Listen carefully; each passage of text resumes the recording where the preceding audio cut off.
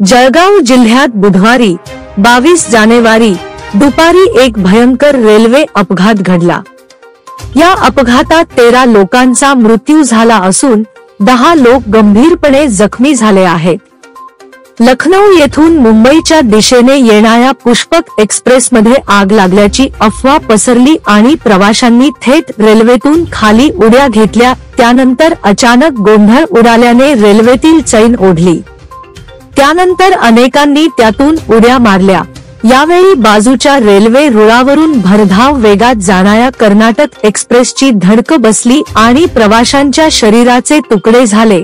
अनेक जण जखमी झाले, ज्यामध्ये 13 जणांना आपला जीव गमावला आहे। हा अपघात कसा आणि का घडला, नेमकं काय झालं याबाबत राज्याचे उपमुख्यमंत्री अजित पवार यांनी पुण्यात माध्यमांशी बोलताना सविस्तर माहिती दिली आहे। काल जी काही घटना घडली, ही घटना घडल्यानंतर मी ट्विट केलं, एक मित्रांनी केलं, सीएम साहेब डावसले होते तिथनं केले, आमच्या सरकारच्या वतीनं गुलाबराव पाटील आणि गिरीश महाजन साहेब ते स्पॉटवर गेले, तिथले आमचे आयुष प्रसाद कलेक्टर पूर्वी आपल्याकडे सीओ होते ते तिथे त्या ठिकाणी गेले आणि लगेच कामाला तिथं सुरुवात त्या बाबतीमध्ये झाली।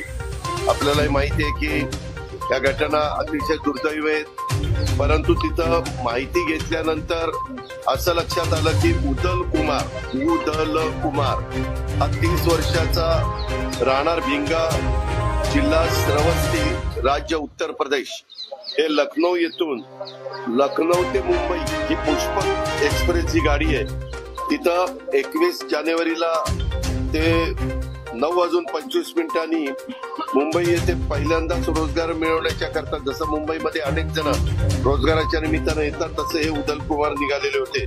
त्यांच्यासोबत त्यांच्या पत्नीचे भाऊ विजय कुमार हा देखील होता। ते दोघंही सर्वसाधारण तिकिटाने सर्वसाधारण बोगीच्या वरच्या आसनावर बसलेले होते।